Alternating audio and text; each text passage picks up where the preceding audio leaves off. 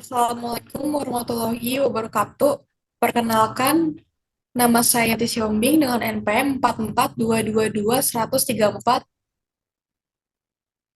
Perkenalkan, nama saya Sabina Kaura dengan nomor NPM 44222-141. Di sini kami akan mempresentasikan Porter Five Force Analysis, analisis industri dalam penjualan pakaian. Definisi, Porter Five Force atau lima kekuatan Porter adalah suatu metode yang digunakan untuk melakukan identifikasi dan analisa kekuatan kompetitif di dalam suatu industri yang mampu membantu menentukan kelemahan dan kekuatan dari industri tersebut. Jenis analisis bisnis ini bisa ditetapkan dalam beragam segmen ekonomi agar bisa memahami tingkat persaingan di dalam industri dan meningkatkan keuntungan perusahaan untuk jangka waktu yang panjang. Model analisa bisnis yang pertama kali dikembangkan oleh Michael E. Porter yang ditulis dalam bukunya dengan judul Competitive Strategy: Techniques for Analyzing Industries and Competitor yang telah diterbitkan pada tahun 1980 yang lalu.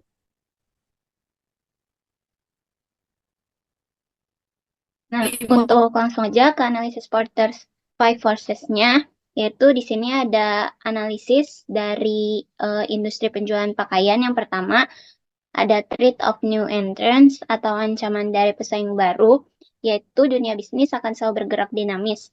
Ada beberapa yang gagal dan keluar dari persaingan, tapi akan selalu ada pemain baru yang ikut meramaikan dunia bisnis.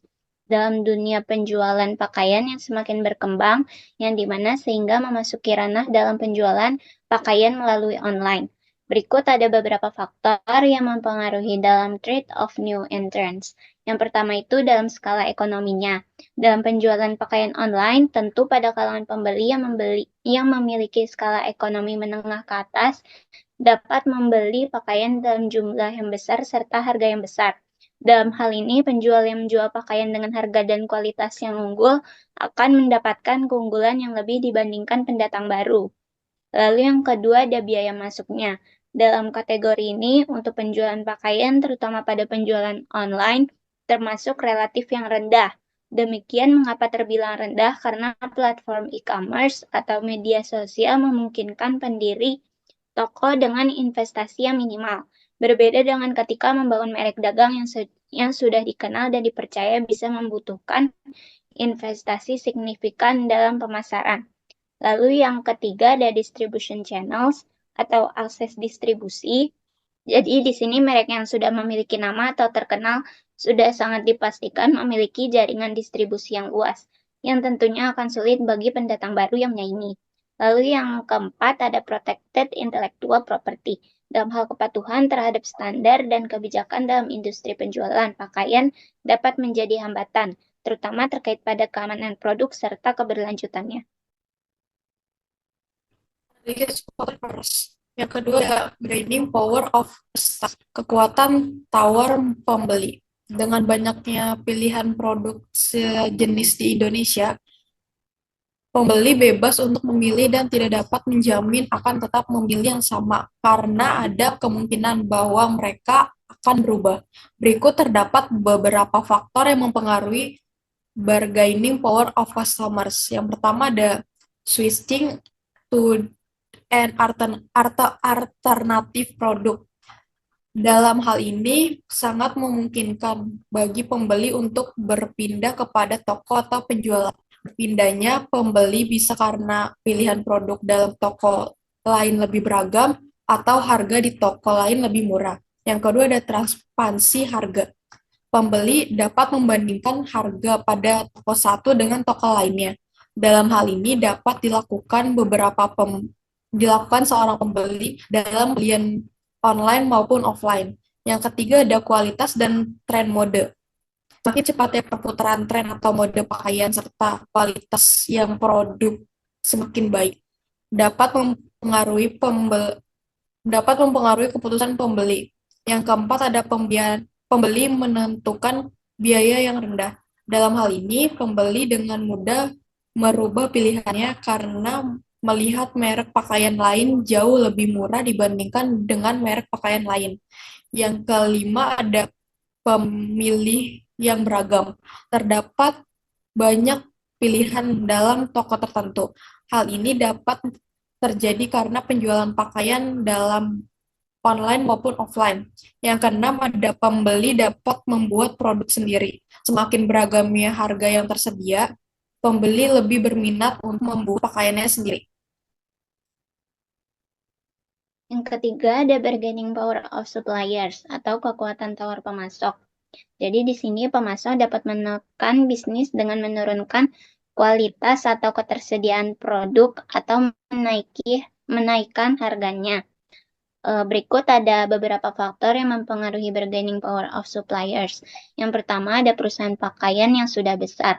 Dalam hal ini, jika suatu perusahaan sudah besar, dapat dimungkinkan suatu perusahaan tersebut memiliki pabrik sendiri atau bekerja langsung dengan produsen, maka mengurangi ketergantungan kepada pemasok. Lalu yang kedua ada the switching cost from one supplier to another are high. Dalam hal ini, jika bahan atau suatu produk yang ditawarkan pemasok memiliki khas yang unik atau bagus, kekuatan tawar dalam hal ini akan meningkat. Jumlah akan meningkat. Yang ketiga ada jumlah pemasok. Hal ini maksudnya jika banyaknya pemasok bahan baku dan produk jadi, maka dapat mengurangi kekuatan tawar pemasok individu. Lalu yang keempat ada threat of substitutes atau ancaman produk atau jasa pengganti.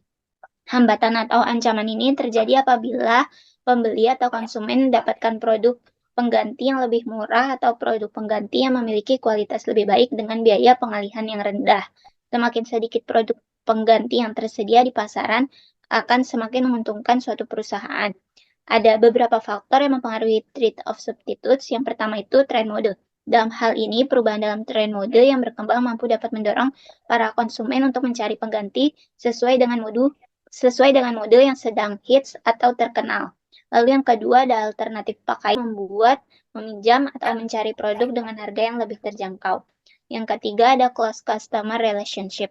Dalam hal ini tidak sedikit customer memiliki hubungan yang dekat dengan suatu toko atau brand karena seringnya para customer membeli produk pada toko atau brand tersebut. Yang kelima ada competitive rivalry between existing players, persaingan di antara pesaing yang ada. Seberapa ketat persaingan yang ada di pasar, hal ini dapat dipertimbangkan dengan melihat jumlah pesaing yang ada dan bagaimana strategi bersaing mereka. Berikut terdapat beberapa faktor yang mempengaruhi kompetitif rivalry between existing players. Yang pertama ada jumlah pesaing dalam industri pakaian sangat kompetitif dalam penjualannya dan semakin banyak jumlah pesaing yang memulai bisnis pakaian melalui online maupun offline. Yang kedua ada perbedaan yang tidak terlalu banyak di antara pesaing yang lain. Maksud dari hal ini, para customer sering kali membuat perbandingan antara toko pakaian satu dengan toko pakaian lainnya. Dan akhirnya customer menentukan harga dan kualitas yang lebih baik dibandingkan toko lain. Yang ketiga ada pertumbuhan industri. Pertumbuhan yang semakin berkembang cepat dalam dunia tren dan melalui e-commerce memberikan peluang yang cukup besar. Namun, hal tersebut juga dapat meningkatkan persaingan.